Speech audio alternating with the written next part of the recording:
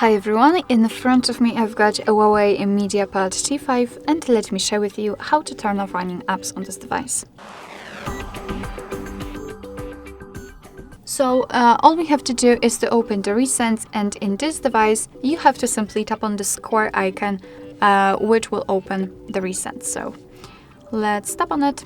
And as you can see here, we've got all previously open tabs. And of course, if you want to, you can close them one by one manually just by swiping them to the right or to the left, or simply tapping on this X button. It's up to you. However, if you've got a lot of apps opened and if you want to close all of them with only one click, just tap on the trash bin icon. And as you can see, we've got this information, which simply means that we just successfully closed all background apps. Alright, so that will be all. Thank you so much for watching. I hope that this video was helpful, and if it was, please hit the subscribe button and leave the thumbs up.